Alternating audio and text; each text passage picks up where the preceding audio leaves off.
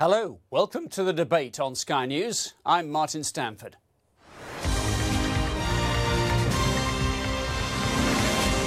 Here's our take on developments brought together from America, the UK and around the world. I will take nothing and no one for granted. I will run with heart and I will run to win. America can't succeed unless you succeed.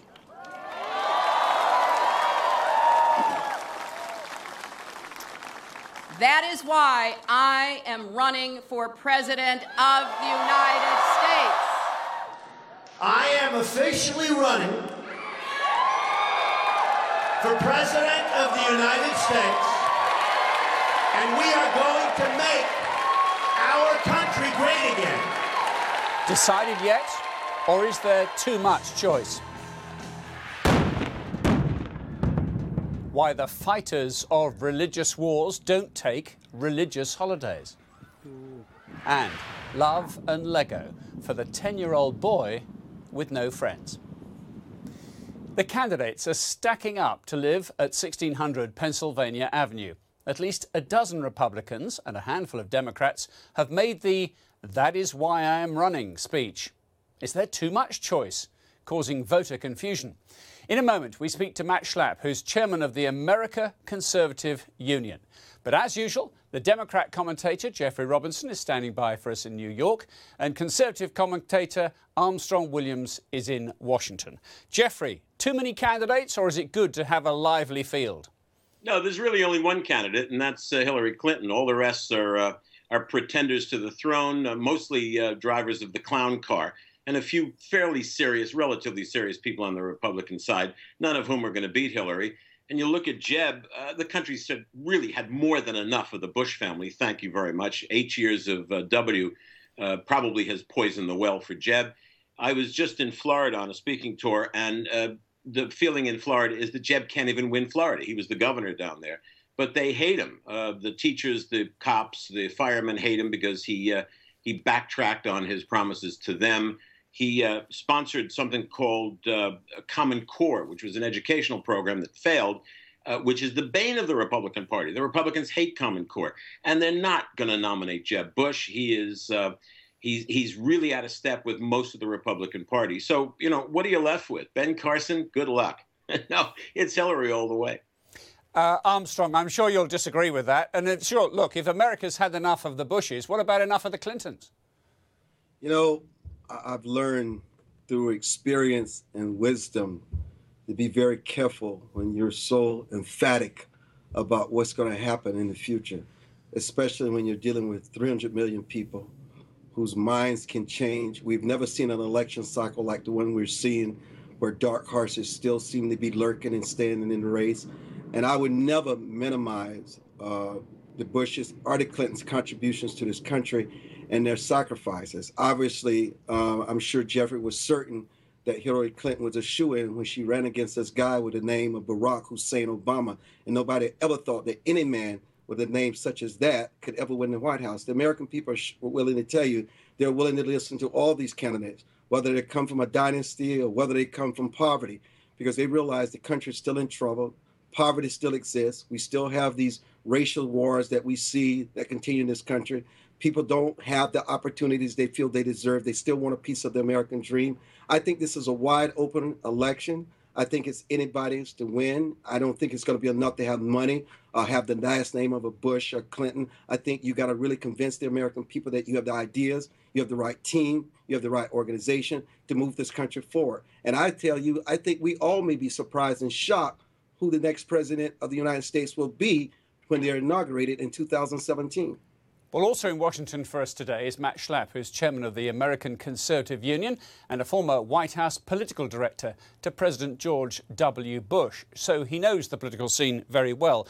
The Donald Trump candidacy is an interesting one, isn't it? Because he will have an impact on the campaign even if he doesn't make progress in the campaign. Would you agree?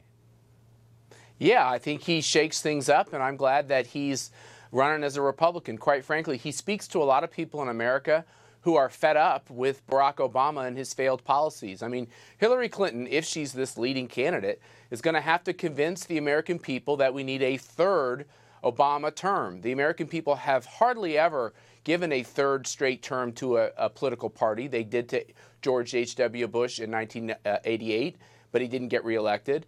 And I don't think they're going to do that with Hillary Clinton. So people like Donald Trump is a real candidate. I'm glad he's running. I'm glad he's running as a Republican. And he's going to give voice to these people that say, look, we need to have better wages. We need to have wages that are rising. We need to be able to create more jobs. We need to be able to have cheap and ready energy.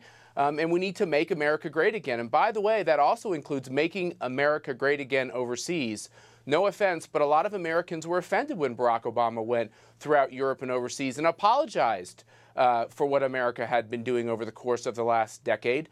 I, for one, think that the American president and George W. Bush gave great leadership on the issues of terrorism which the country is facing, and Tony Blair and others did as well. So this is a real important election for America. Donald Trump and the other candidates who are running are giving voice to these concerns, and I'm glad we have so many candidates running on the Republican side. When we get our nominee, he or she will be ready to win. Okay, Matt, Jeffrey is almost crying in frustration. But I want to throw one question at you, first of all, if we may. During the Obama years, isn't it fair to say that the Republican Party, always a broad church, has become even broader? The range of opinions under that Republican label are as diverse as ever. So can any one candidate bring all those people together? Yeah, because here's what the most dominant influence in our politics right now is the feeling in this country. And just look at the poll numbers. This is not Matt Schlapp's opinion. Look at the poll numbers. Barack Obama is a failed president. And they look at his radical policies. Even the Supreme Court is most likely going to take as one achievement, Obamacare, and get rid of it. And the American people look at what Barack Obama has done to this country, and they wholesalely reject what he has done. So I think for the Republicans, it's actually an easier course than many people realize. Yes, we have to have policies we stand for. We have to have a positive agenda. But we have to remind the American people that just because Barack Obama was president, which would have been 8 years, doesn't mean that we have to embrace that agenda. And we can be great again, as Donald Trump said yesterday in his announcement. Jeffrey, don't pull all your hair out, but just try and answer some of the points, if you will. I'm sorry, Max, you're completely delusional. And like most conservatives in this country, you are wrong about everything. Not just about everything, but everything, completely everything. If you think that George W.'s presidency was valid and good, my God, you've got to read history. It was the most disastrous presidency in the history of this country. Now, let me say something. The fact is the Republicans will do what the Republicans always do. They will implode. They'll nominate some clown.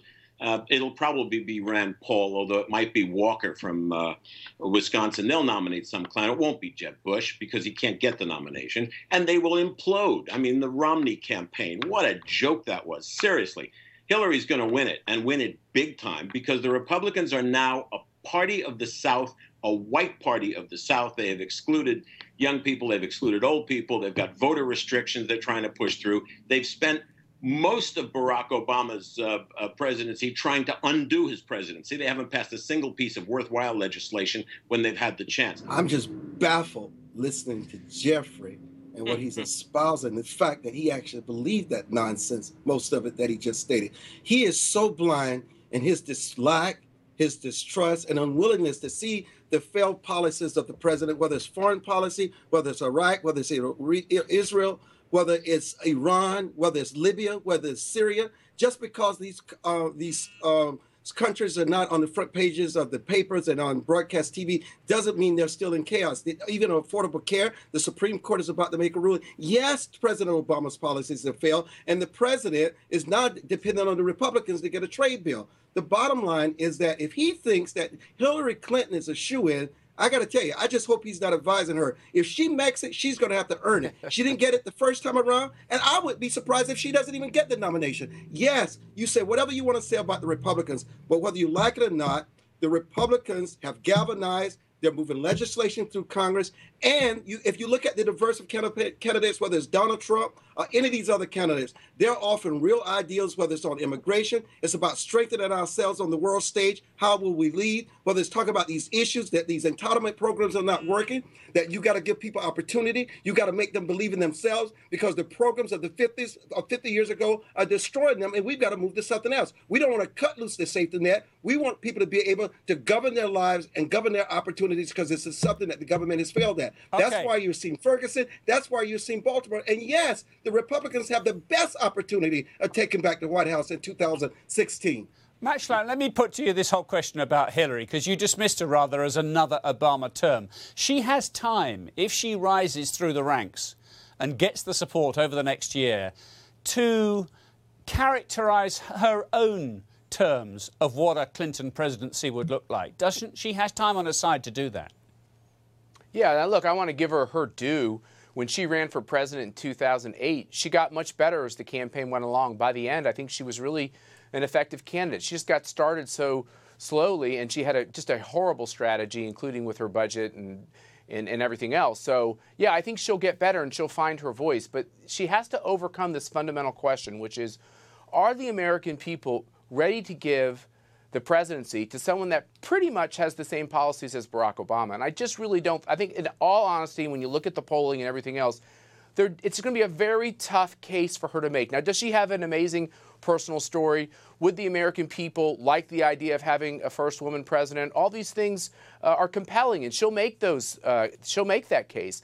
But at the end of the day, I think what trumps that is the fact that they simply want leadership and competence back in the White House. They haven't seen a lot of competence from Barack Obama. And by the way, he was a rookie senator who we put in to be the president with basically no leadership skills. They see how that has worked out internationally and domestically, and they don't like it. And I think they're going to give the Republicans a chance. That's the one thing you see you can't problems. accuse Hillary of having. She's not naive. She's got experience in spades, hasn't she? She has experience in spades, but when you look at the fact that the American people want two things, they want leadership, but they don't want the same old, right? So they want somebody outside of Washington. And what Hillary has brought to the table with all the scandals on her foundation and all the fact that she potentially used the Office of Secretary of State to pad her husband's pockets with money, it brings up all the things about the Clintons that the American voter doesn't like. There are things they do like, but the things that they don't like is the fact that they seem tawdry, they seem gaudy, and quite frankly, they think the rules don't apply to them. Well, let's just ask Jeffrey about that, seeing as you brought up the subject. How much... I'd like that. Please how much Jeffrey. Time does Hillary Clinton, Jeffrey, have to spend defending the email trail or what she was doing on her server or Benghazi and all these other things which hover over her right now? Well, they hover over it because the Republicans, being so delusional, having absolutely nothing to offer the American public, have to go ad hominem. They've got to go after her because they've got no other thing. They want to get rid of Obamacare. They want to bomb Iraq. They want to do all the crap that they usually want to do, which are failed policies of George W. Bush. So what do they do with Hillary, who's got ideas? Go after Hillary. Benghazi has been is rhetoric. Is over and over and over again. There's nothing there. The email situation is nothing there. And by the way, there's 4 dead people. Oh crap! By the way, 4 Max, dead people. That's not nothing. You should take that back and apologize. It's the usual 4 dead people. BS. It's fact. A dead ambassador. It's rhetoric. It's garbage. It's a fact. And the fact that you say that she lined her husband's pockets is probably slanderous because she didn't. There's a foundation involved. It's not her husband's pockets. There's a foundation. So you got to get your facts right, which have been wrong during Bush administrations, and they're wrong now. I mean, it is just so unbelievable that you keep vomiting. You are a piece of work. You're a piece of work. It's garbage. Garbage. Utter. Armstrong, you come in here. Pull these guys apart a minute. I find it fascinating that Jeffrey would try to bring her emails at the State Department, Benghazi, the fact that, yes, they believe in the law as long as it doesn't apply to them, the fact that most Americans don't trust them, the fact that you can tie her meetings at the State Department with the foundation and giving. The problem is, if Hillary is going to ever rise above this, she's got to face the fact that she has addressed these issues and make sure that her arrogance don't lead her to these kind of issues and bad judgment in the future. If you keep making excuses for her and blaming the Republicans, she will tank real fast. She has addressed it. This is Republican idiocy. No, she has people like you who are rhetoric. apologists and enablers, which is Okay, more dangerous. hold it, guys, for a second. So I want to throw one last one at Matt. And it's this. For all the candidates, Matt, and right across the piece, whoever they turn out to be, Right. the old maxim about it's the economy, stupid, does that not still apply in 2016? And Obama may have done many things, but the economy is beginning to tick up. So I guess for his team, things are looking better. No, I think that's untrue. Matter of fact, if you look at the polling, the American people are very disappointed. And the one thing that the Democrats always say is that we haven't had real wage growth in this country. It's one of the biggest and most important issues, and we've actually seen that be even a bigger problem under President Obama's economy. And if you look at all of the statistics on the poor and poverty in this country, they've all gotten worse under Obama. So the American people actually don't feel very good about their economy. But I do disagree on whether or not this will be a pocketbook election. A lot of times our presidential campaigns are a pocketbook election. I actually think in 2016, the number one issue is going to be security. There's going to be real questions over crime in our communities, but also what's happening overseas with ISIS and what's happening with radical Islamic terrorism. And I think those issues are going to be back to the forefront in politics. And I think that, once again, the Obama agenda on those issues is paltry, poor, and the American people want to change. Matt Schlapp, we thank you for your time. Thank you. Pathetic. Thank you. A reminder, you can catch up with the Sky News debate on Apple TV, Roku, and on Catch Up. And, of course, on skynews.com/US. Next, what is it with the fighters of religious wars? Their ideology is used for war, and yet important tenets are ignored when the time comes for peace. The UN chief Ban Ki-moon called for an immediate humanitarian pause in Yemen to mark Ramadan, stressing that the holy Muslim month should be a period for harmony, peace and reconciliation. And senior clerics appealed for a truce in Afghanistan. But both calls have been rejected. Well, Haroon Moghul is a Muslim academic and an author. He's also an avid observer of developments in the Middle East. It doesn't augur well for this season, does it? Do you think Ramadan will be more peaceful this year? Probably not, unfortunately. I think you hit the nail on the head. The problem is that the people who are asking for these things completely get ignored and overlooked. Nobody's really listening to them. Why is that? What they simply have, when it comes to military matters, or territorial matters, I suppose they are, they simply have no influence? Unfortunately, to a large degree, the old religious establishment that used to dominate a lot of communities is dying. It's fading away for different reasons, but the conclusion is the same. This religious establishment is losing its clout, and there are new voices, and these voices tend to be a lot more intemperate and a lot less likely to listen to these kinds of calls for reconciliation or peace or even a temporary ceasefire. And yet, isn't there an irony here? Because it's often in the name of religion or because I belong to a particular religion or faith that people are fighting in the first place. Yeah, I mean, I would go so far as to say that most of these groups aren't really deeply religious. This is much more to do with identity politics than religion in a meaningful sense. It's not really Sunni or Shia because I'm really debating what did the Prophet Muhammad mean by this or that. It's you're different from me and who's going to get power and how do I keep you from taking power over me? That's it. Well, let's just bring in Jeffrey Robinson in New York and Armstrong Williams in Washington. Armstrong, let me throw the point to you. Is it the case that religious leaders worldwide of whatever faith just don't have the clout and the persuasion they used to? You know, it's a little deeper than that. You know, it's one thing when you say that you're a person of religion. And when you say that, there are certain things that people should expect from it. Equality, upliftment from poverty, that their needs are met, not 100% taken care of, and that there's fairness across the board. And when you begin to see that certain classes are protected, you begin to see the inconsistencies in the law and how you weigh your hand of judgment and fairness, and people continue to just spiral out of control in poverty and their loved ones, then they begin to lose faith in the religion. They make religion synonymous with the Creator. And what we forget sometimes is that men become greedy, they become corrupt, they become selfish, and they don't serve the needs of the poor or the downtrodden. They serve their own selfish needs to keep themselves in power, and they gain this power by putting their feet on the poor. And over time, people rebel. and therefore they have no respect for religion, no respect for people of the cloth. Then they begin to blame God, and they begin to believe there's no such thing as right and wrong.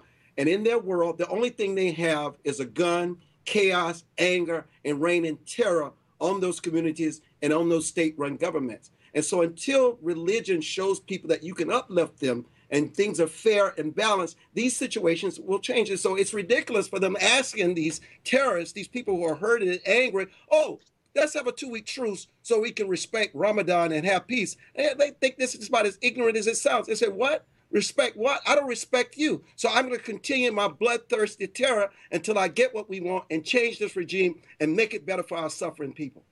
Is it that gloomy, Jeffrey, that political leaders have lost their way, they have no influence, religious leaders have lost their way, no have influence? One despairs. Who has influence over anyone anymore? Well, I mean, the religious leaders and the people who are talking sense are speaking in I don't know, they're speaking in tongues, because the people who've got the guns and who are beheading Westerners don't speak that language. Haroon is absolutely right. It's identity politics. And Armstrong is right that in the sense that religion has become a recruitment tool. Now, I've been wondering about something for quite a while.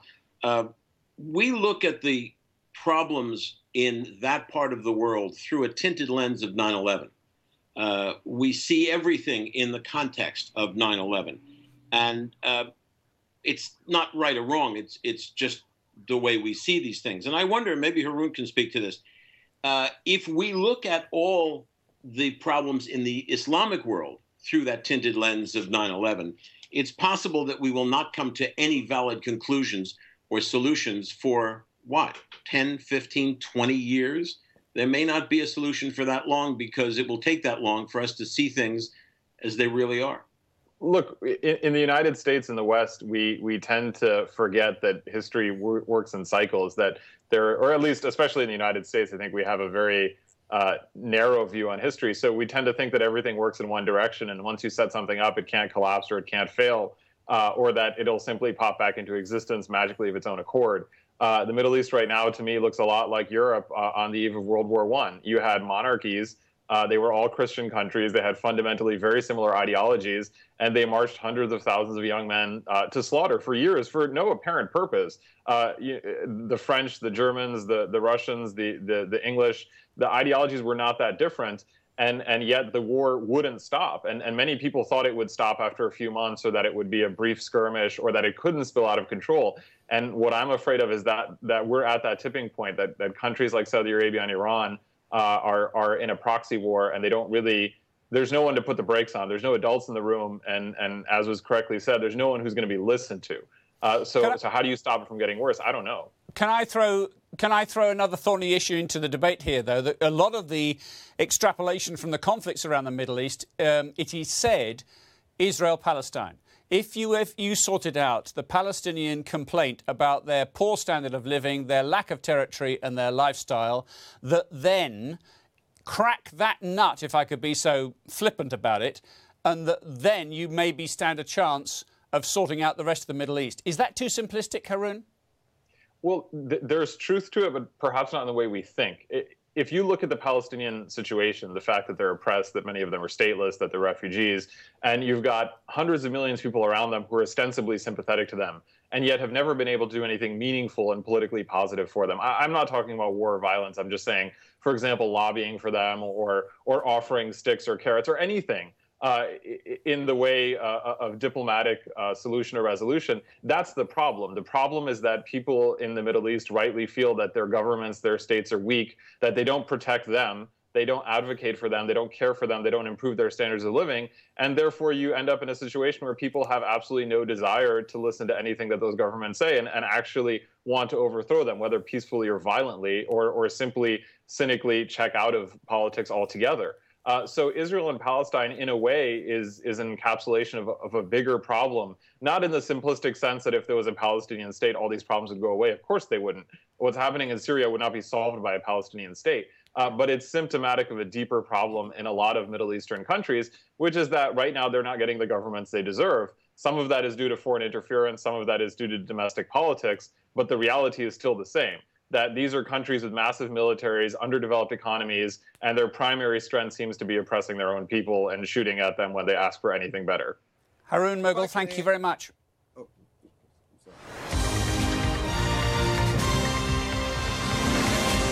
Well, last year, Zachariah Himsel's mum arranged a 9th birthday party for him. He lives with autism, and she asked if everyone could bring a piece of Lego so they could build something together. But no one turned up. This year, she took to Facebook and has been completely overwhelmed. Jeffrey Robinson in New York and Armstrong Williams in Washington. Armstrong, the result was just, well, if our last discussion made you despair for the human race, this one makes you think there is some hope. Well, you know, I think they're tied together in some very interesting way. Even when you cry for hope and you're at your last leg, because we're talking about Lego, but it's obviously something the mother could not afford, but it's something she wanted very badly for her autistic son. And then when none of the kids showed up, it had to be devastating. And when she lost everything, she went to the people where the compassion and the real help can come from, and the real sensitivity, because they can relate to it. And it was the love was outpouring.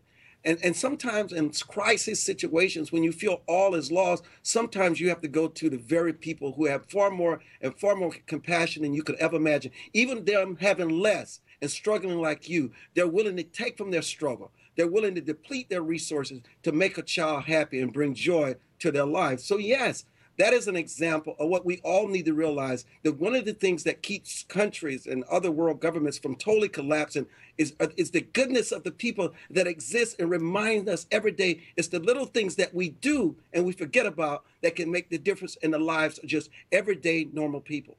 And Jeffrey, of course, she'd had some friends on Facebook. That's what it's there for. But the point was, this story went massive, didn't it? And there were people, complete strangers, who felt they wanted to give. The power of social media to find a heart beating inside people who are sometimes described as heartless. Listen, it's a great story, and the world needs more and finally stories, as they're said in newsrooms. What do we close with? We'll find. And finally, there's this. You know, we need more of these and finally stories, because they become the sweet dessert after a meal of undigestible, horrific news. It's a great story, and long may they wave. I like that. A sweet dessert and a good spot to finish. Thank you both very much indeed, as always, for being with us this time. And that is it for this edition of The Debate. You can continue watching Sky News on Apple TV, on Roku, and on Catch Up, and of course on skynews.com. Until next time, goodbye.